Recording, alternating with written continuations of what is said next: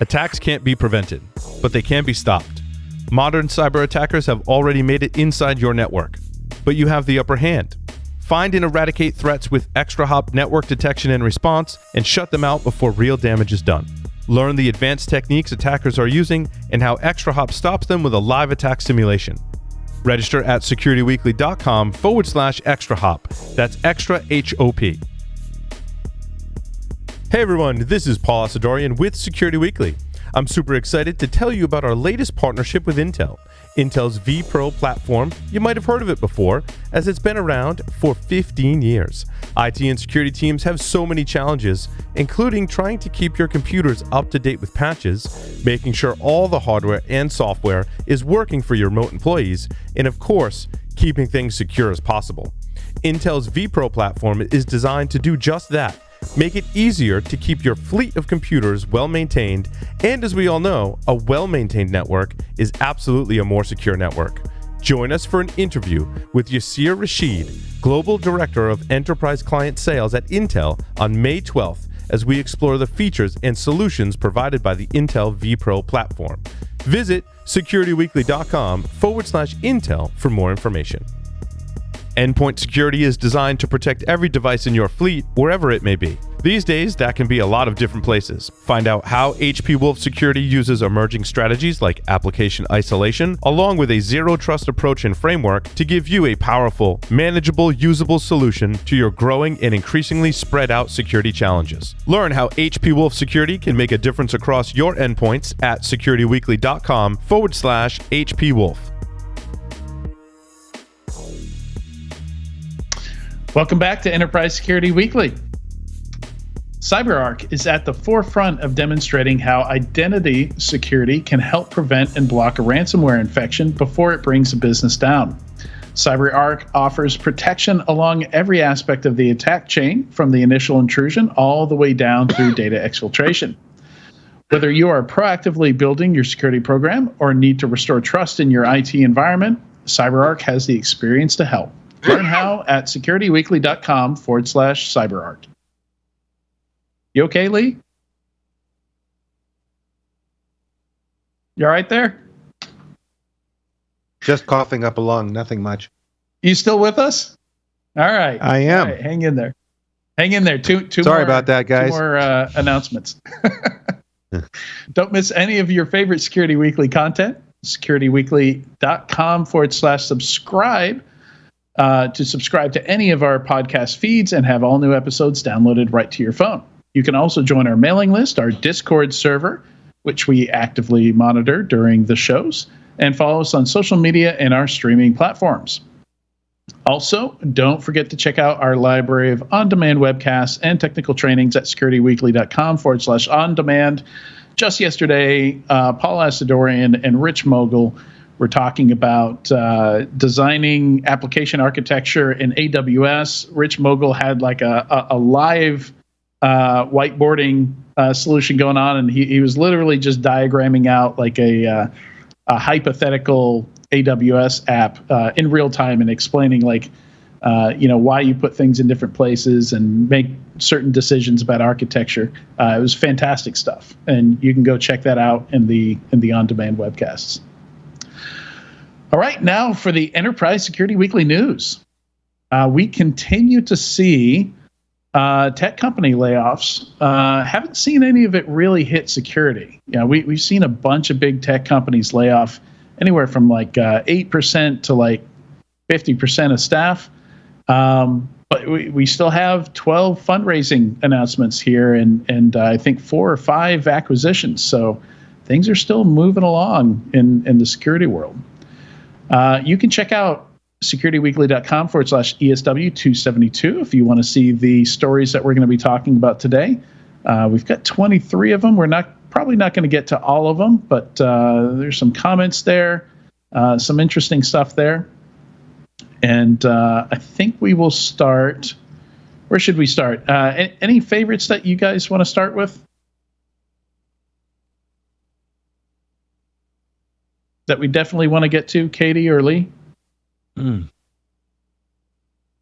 right, I'll go ahead and choose the Innovation Sandbox just because that's a long one, and We do have RSA coming up in a month, and I think it's really interesting. I put in there the categories that each of the Innovation Sandbox companies are in, because I thought that was very interesting as well.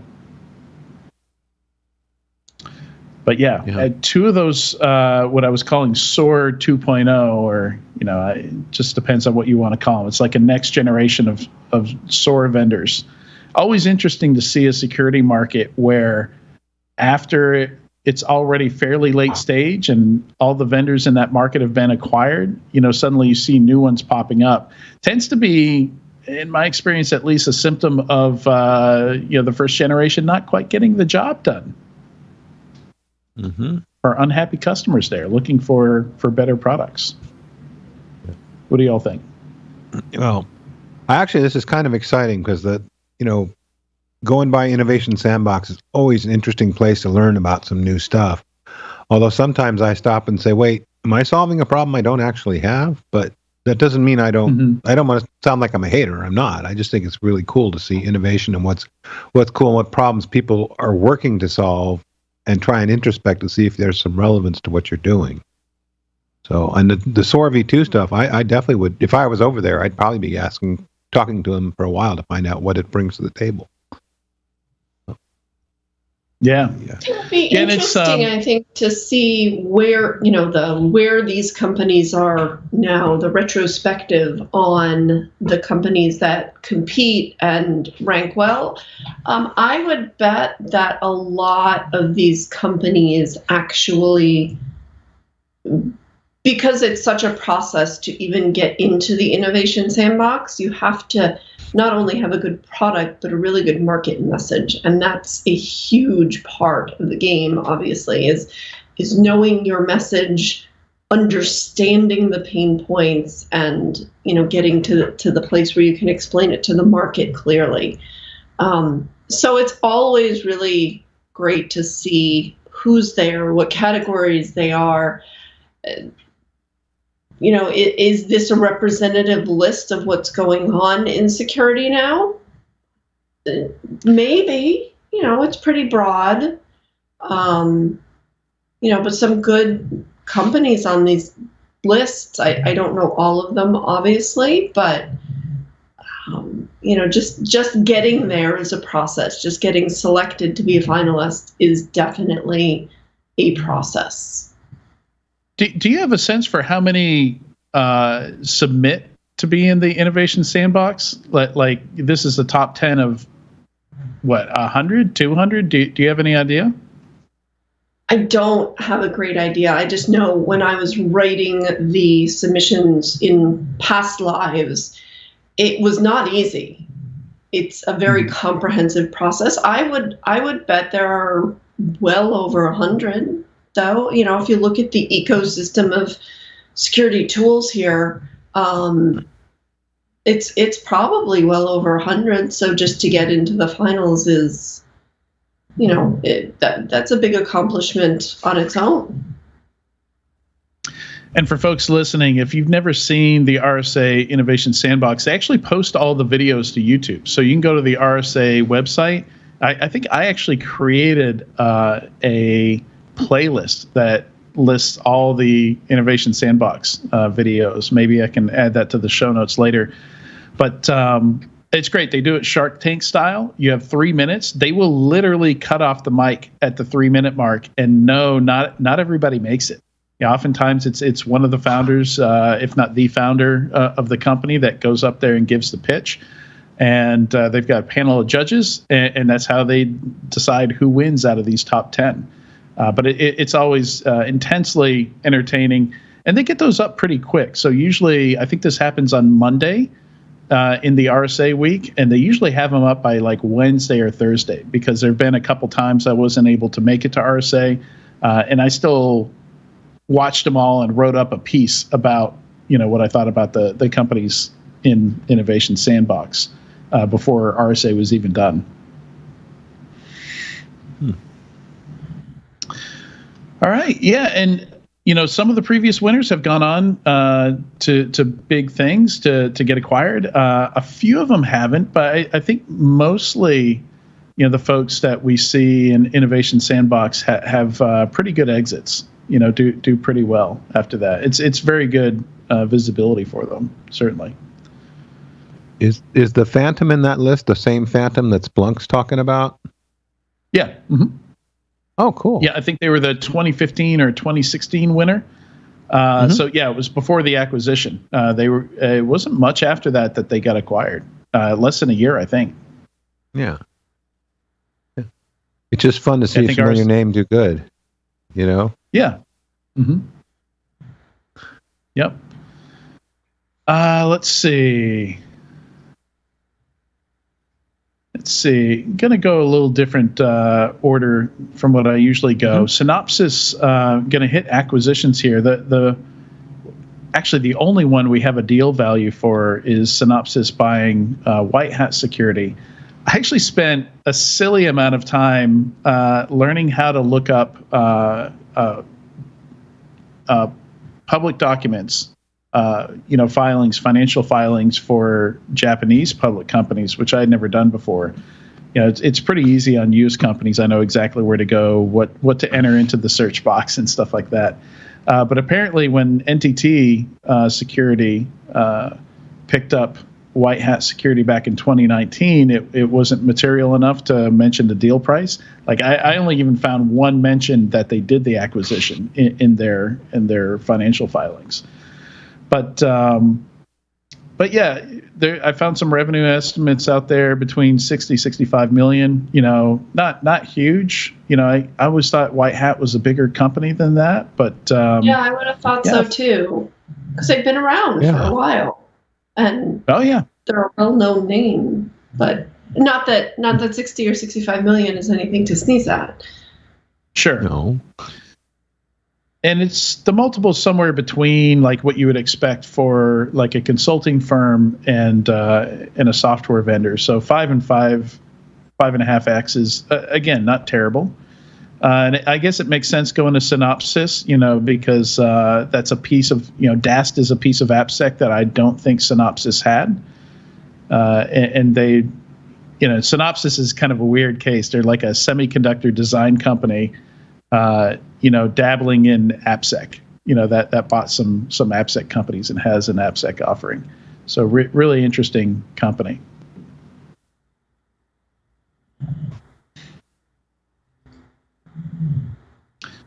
All right. Let's see. On the funding side, the biggest one by a wide margin is Veza. I assume it's pronounced Veza. Well, no, Veza would be confusing. So I'm going to say Veza. If you pronounce it Veza, people are going to think you're talking about a credit card brand. Yeah. So data security is something we're seeing a lot. Quite a bit these days. This is a 110 million raise. Pretty good sized raise. I assume that's like a Series C. These days that's typically a Series C. Yeah, they don't mention here in this article what it is. But they do say emerging from stealth. So there was probably at minimum a seed round at some point. Emerging from stealth. Founded in 2020, so new company. Some good VC. It could be just a monster Series A. Could be a huge Series A then. Not like we've never seen that before, but it's still not super common. Could be. I don't see anything in here either when I skinned it before. I also didn't see it, but this is how companies are. We've been talking about data as the epicenter, so to speak, of what we need to protect for a long time, and we just haven't had good tools. So if there are tools out there that, we're talking about V2 with SOAR, this may be more like V5 or 6 with data. And it's about time, with so much data in disparate, various ephemeral places. It's, it's hard. It does get into the whole SOAR idea, though. One tool to sort of orchestrate it all.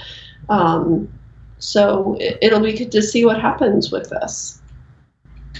Yeah, and it's, with all these new data security companies, I really need to do some briefings because it's so hard to understand what they're doing. I mean, the problem statement is pretty clear.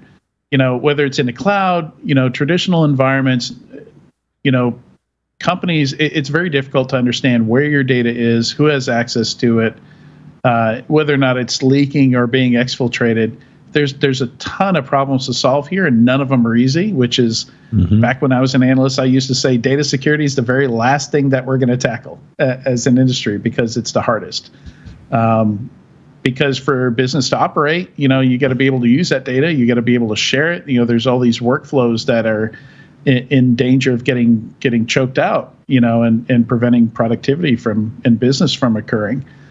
So typically there's a lot of friction and pushback on any kind of attempt to lock down on data. And I've heard plenty of stories. I mean, there are places that do it, and people hate it generally. Like, it really gets in people's way and slows them down. So yeah, it'd be interesting to see what Veza's doing. I mean, brand new, 110 million, really a who's who with, it tickles me that, you can see all the individual investors here. So Niels Provos, pretty famous. I think he's been at Google for a long time, if I'm not mistaken, but he also makes, knives, really nice knives and swords. Enrique Salem, from name recognizable from back in the Semantic days, I believe. Kevin Mandia and Joe Montana, all investors in Veza. That Joe Montana. Yeah. Yeah, no, it's cool. Just great. Yeah, I had to take a beat there to look that up. Yeah, I had to click in. I had to hover over and let the picture, the thumbnail increase in size, and yeah, sure enough, it's that Joe Montana. He's involved in VCs now. At Liquid 2 Ventures, there you go. I definitely just learned something new. Yeah. Yeah, and so this is all around authorization, or auth-Z, as I've gotten used to seeing it said. There's authentication, auth-E and auth-Z, right? So, or auth-N and auth-Z, I think is how they say it. I don't think it's that hard to say authorization and authentication, but yeah. Yes, but it's we're just not hip enough. It's way cooler. I was having a discussion with somebody today, and she just started a new job, and she was complaining to me behind the scenes, I feel so dumb, I have so much to learn, blah, blah, blah, blah, blah. The things that everybody sort of feels when they start a new job, especially when it's a little outside your comfort zone.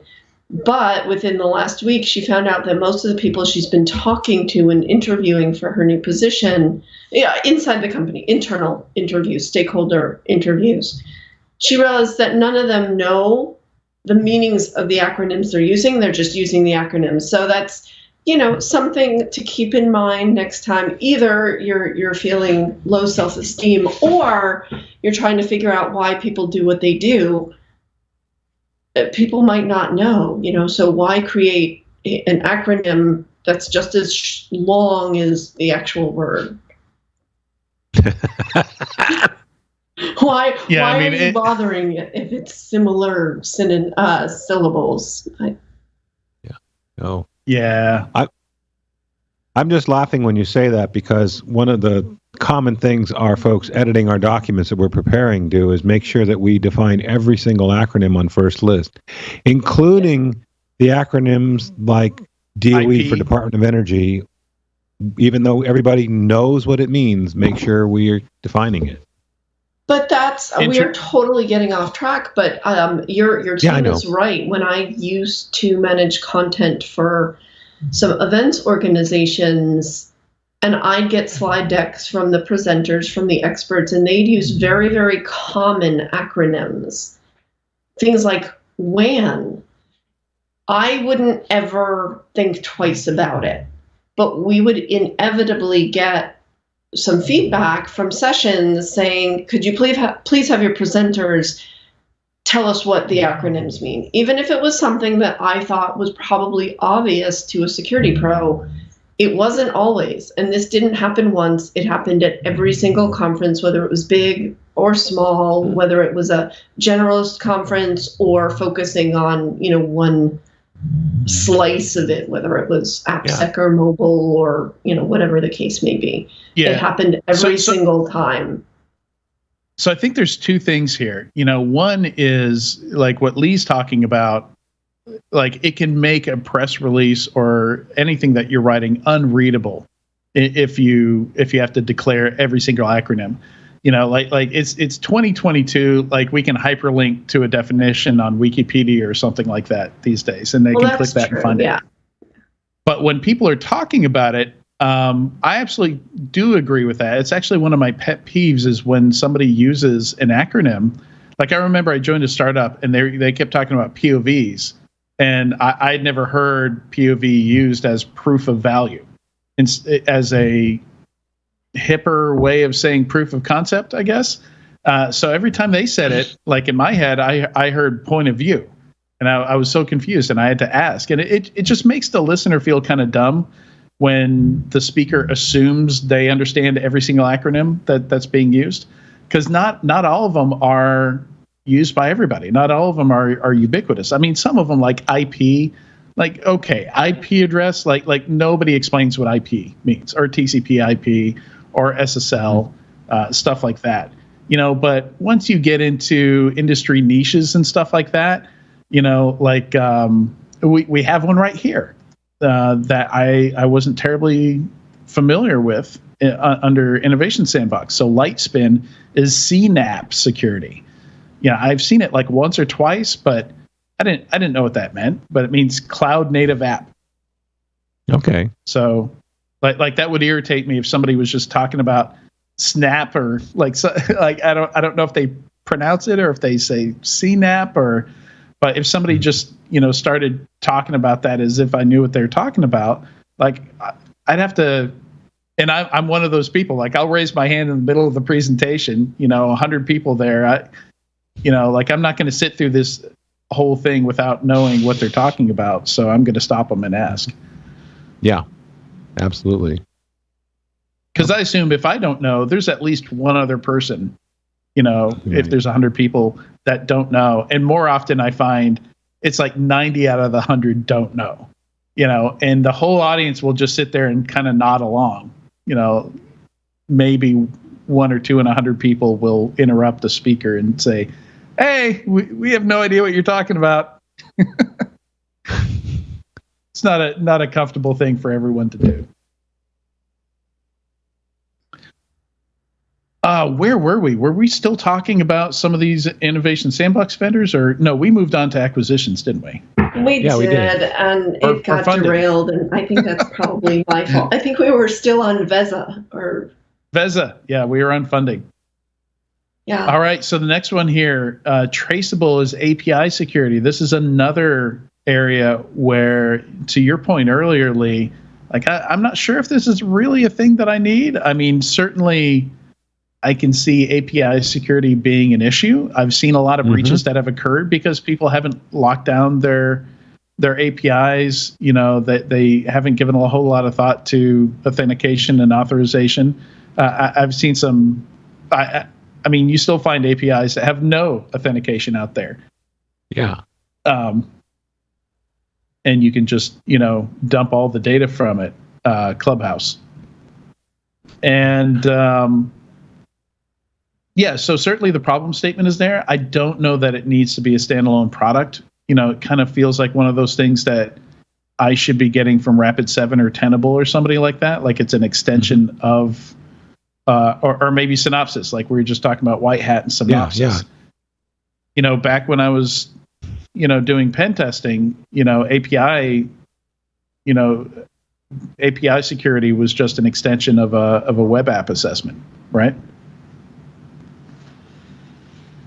So, Yeah, I think it's definitely a thing that people need to think about, but it's a part of a bigger thing. So as a standalone product, how far is this going to go, or is this something that is in search of a partnership, in search of an acquisition? I don't know. There are so many companies that roll API security into something else. So I don't know much about this particular company, but hopefully it has more to offer. Again, I was. Go ahead. Okay, I was saying when I was reading, I'm thinking, can you describe what you're doing without using a word like hyperscale, without putting a hype word in there? Yeah. Not, a trigger word like that. Because is that really marketing, or is that really a technical reality? And API security is a thing. I agree with you. And I'd expect it in my larger products. And it's a procedural thing too. I mean, we're all getting better at those. But, now you come to me with hyperscale. I'm like, Yeah. Does it work? Actually, so I totally agree with you. But at the same time, that might be a hint as to the niche that this particular API security company is going after, which is like my company that I'm working for. We've got one API for a product, But what if you're talking about a company that has hundreds of APIs that they manage? All of a sudden, some kind of specialized platform to have visibility, do testing, regression testing, all that kind of stuff across all your APIs. That becomes like you start looking. You're either going to have to build something, or you start looking at a dedicated product for that, I guess. So maybe this is just niche, fairly niche for folks that have hyperscale. Have hundreds but if you look at their comparison chart, they do have a comparison chart on their website, and I didn't go in and try it, but they have a bunch of different companies. Most of them offer more than just niche API security for that reason. So they're comparing themselves to the Signal Sciences, now Fastly, Salt Security, Sequence, etc. Also some smaller companies that are a little more niche as well. But it seems like they're running the gamut of the types of companies that they're up against, perhaps. Okay. And they're saying they can do an API security posture assessment. So to Lee's point, I mean, if you're at actual hyperscale, that becomes even more important than if you're managing 10 or even 100. Mm-hmm. Yep. Yeah, interesting. Yeah, they're. When I was looking through the list of fundings here, because I think we're getting close to our time, I thought that I was intrigued by the DDoS risk assessment product, which is supposed to, not necessarily implement DDoS protections, but check your services for things that are vulnerable. Whoops. Did you just shut us down? Yes. It's okay. I was going black and I thought, what the heck? Lee. I did, obviously. I triggered somebody. Anyway, I just thought this is interesting. Automation to read us out. Yeah. So anyway, I just thought interesting is because there's a lot of stuff people playing in this space. I'm wondering if this is something. Is this a niche that's needed or not? Because I sure wish people would have had a good handle on their DDoS status in terms of being protected. Yeah. I've seen too many shutdowns lately. I have some background here. So I'm not sure what happened here, but Macebolt has been around for a while. In fact, they raised some seed funding back in 2014, and they're kind of an extension of the breach and attack simulation market. Where the whole idea of that market is simulating attacks against your products to make sure that they're working correctly, or that you've got them configured correctly, or that your IPS or IDS is plugged into. It wouldn't be IPS. Your IDS is plugged into the right, or NDR plugged into the right span port. Very common problems that we see in a lot of cases where people have set up their products but don't actually test them, so they just assume that they're working, and then the actual event happens and they fail. So this is a very niche extension of breach and attack simulation, where they're just heavily focused on DDoS, and they kind of specialize in that. So it's interesting to see them suddenly raise funding after, like, literally the last time I heard about them was when they raised seed in 2014. Haven't heard about them since then. Wow. So, wish them well.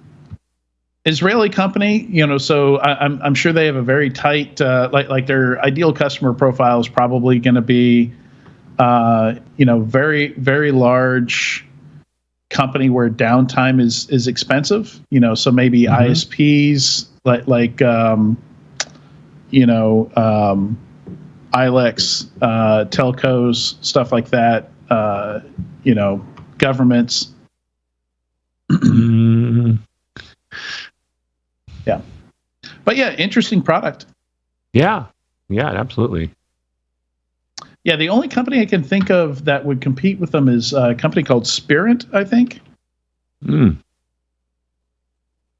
Which would actually, they not only did DDoS testing, so it's SPIRENT. I'll drop it in the Discord and the Slack here. But they actually have captures of real attack traffic that they can replay against you. So they, again, do some very specialized types of testing. Oh, that's cool. All right. I do like the niche stuff. Like, it's exciting to talk about. Like you say, we are kind of running short on time, so I'm going to jump to the next one here. This one I think is pretty notable. Fleet, which is fleetdm.com, nabs 20 million. I think that must be a Series A.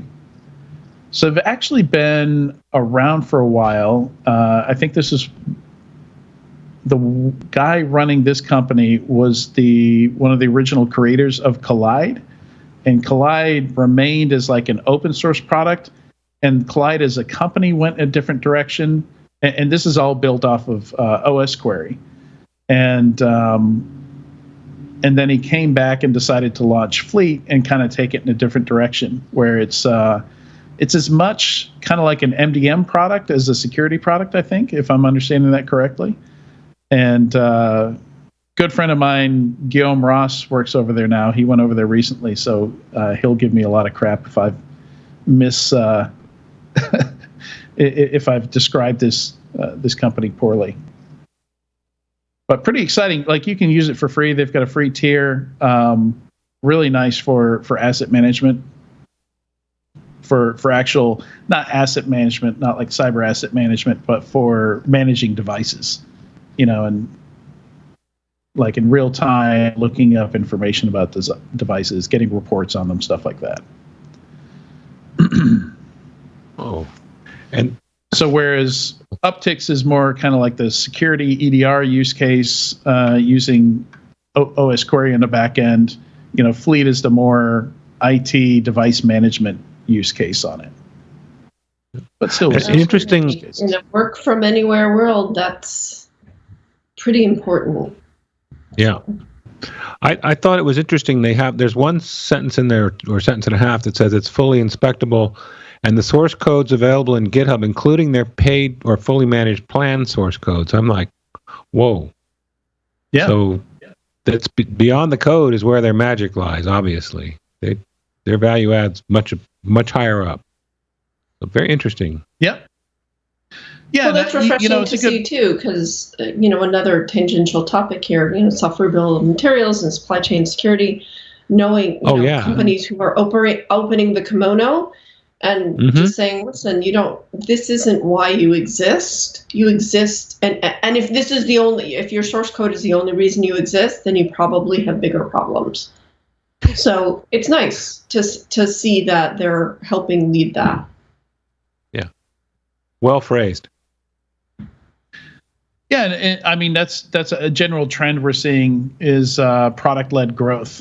getting the product out there, getting people using an open source product or a freemium product, is a great way to kind of build up your customer base. We saw it starting with companies Mr. like Sanabria. Very good segue. Yes, yeah. We actually have one of the good reads. We've got 2 good reads mentioned on here, and one of them is about the future of product-led growth. And yeah, very good. There's actually a couple reads. I meant to get another one in here also. There is a TechCrunch read on product-led growth as well. And that one is more about explaining product-led growth, what it is, and it's kind of this more like a Dropbox, Evernote type, the consumerization of enterprise IT, and how that's kind of grown into security as well. More and more you see security products. Like I mentioned, Tines is one of these like 2nd generation SOAR products. You can go sign up for a trial. You can use the product for free without ever talking to a person at the company. And more, it's engineers going out and trialing these products on their own, and then going to their management and saying, "Hey, this is a great product. I think we could really use it here." Instead of 5 sales meetings, their companies pushing hard to get you figure out who the buyer is, get the CISO in the meeting, that kind of thing. And, maybe it's a month of meetings before you even get to touch the product, which is kind of the old and busted way of doing this stuff. And product-led growth is the new hotness. Awesome. I probably sounded very old saying that if my kids heard me say that. Yeah, well, just don't say old busted hotness. I'll leave that to you, Lee, to say that. I just did. Before things get more awkward, let's move on. There weren't a ton of the other fundings that a lot of them were fairly small fundings. Weren't really products that got me super interested, except for one, number 12, Rsa personal data, and it's not something that we're going to see over here as much. It's a European company, and I think they're kind of leaning on that, the European consumer being a bit more privacy savvy and a bit more concerned about privacy. But it is a mobile app that you can install, and you don't have to be in Europe. It's on the Apple App Store and the US App Store if you look for Rsa personal data. And I think the goal is helping you understand what data that you have, that SaaS companies have on you, which is really a good thing. I don't think we've really seen that at like a consumer level. Something that will tell you how exposed your data is, whether it's been breached, that kind of thing. Yeah, we've seen some companies who are building privacy platforms for enterprises so they can more easily and quickly find all of the places that their customers' PII is stored. So this is a nice twist aimed at the consumer. European consumers are definitely a little more knowledgeable. I was just overseas. That's where I was last week, and it was really nice. I was totally geeking out on the fact that people were telling me no matter what I did, I was buying tickets to attractions, and they said, "This is how your data is going to be used. Do you want to opt out?" Yep. So we're not as concerned over here, but the more people travel, the more people see breaches in the news. Maybe this will come over to this side of the pond, so to speak. But even if just a small percentage of consumers are using it, it goes a long way toward control in terms of the data owner being the person able to control what they do, as well as preventing more breaches. If we're not just putting our data out everywhere and allowing companies to use it any way they see fit, then that's going to help a lot. It's going to be incremental. No matter what we do, our lives are online. So you're never going to eliminate it, but this kind of thing I think it's fantastic. But, I don't ever give anybody my real email or my own phone number, so maybe that's just me. But honestly, like the trend is in the other direction. People might be thinking, why are we talking about consumer security? This is not Consumer Security Weekly. This is Enterprise Security Weekly. But I think we've already lost that battle. So these new companies we're talking about, this consumerization of enterprise IT is very literal in some senses. In some senses, to try out these new products, people are logging in with whatever they're logged into Google with, because that's one of the options for creating an account is to use whatever you're logged into Google with, which might be your personal account. And I guarantee you right now, you probably have employees using products, enterprise products for work while logged into their personal accounts. So those lines are not just blurred, they're gone. It's gone. Yeah, I just found Rita Personal Security on my device. I'll be checking it out later. Yeah. And very cool. I was going to say, aside from your consumerization model, this is not, it's right now it's a GDPR thing. It's the U.S. privacy laws are happening. So us USans have to start learning about this stuff too. We do. Wasn't a word. I mean,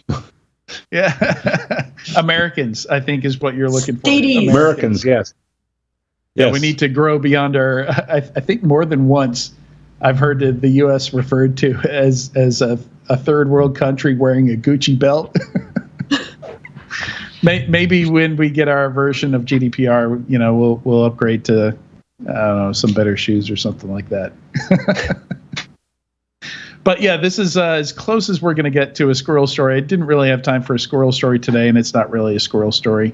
But yeah, no, it certainly fits in with my trend of looking for stories, that let us think about where things are going in the future. And certainly the consumerization of enterprise IT has reached security, and we're already there. Yeah. All right. Do either of you have anything else before we wrap here? I'm great. Yeah, I'm sorry, my dog's snoring in the background, so I keep having to mute here because she wants to be on Enterprise Security Weekly. Yeah, it's better than the landscapers. I had lots of gas-powered landscaping equipment going on that I'm sure you could hear earlier in the show. My dog is also sometimes gas-powered.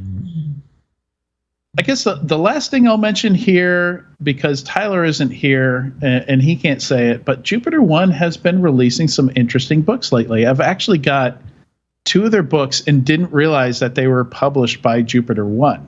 So Neil Yu's Cyber Defense Matrix book and one other book that I haven't dug into yet, so I can't even think of the title right now, are sitting on my shelf right now in my queue to be read. And then this one was just announced, Reinventing Cybersecurity. It's a collection of stories from female and non-binary security practitioners challenging the status quo. I thought that was really interesting. It was just released 2 days ago, and I've got one on order, and I'll be checking that out because I'm all about challenging the status quo. And I think we talked about a lot of that today, with the old way of doing things with the SOC and all these new cool ideas that Ryan has over at Brooks Running. So it's kind of the theme for today is things are changing. Yes. All right. Thanks, Katie and Lee, for joining me today. Appreciate it. Of course. Thank you. Thank you. And a big thanks to everyone watching or listening to this week's episode of Enterprise Security Weekly. I will not be here next week. Paul will be here. I'll be doing B-Sides Knoxville. I'll have the whole day of Thursday. When this is going on, I'll be at the venue setting things up, getting ready for the event on Friday next week. So thanks. I'll see you all in 2 weeks.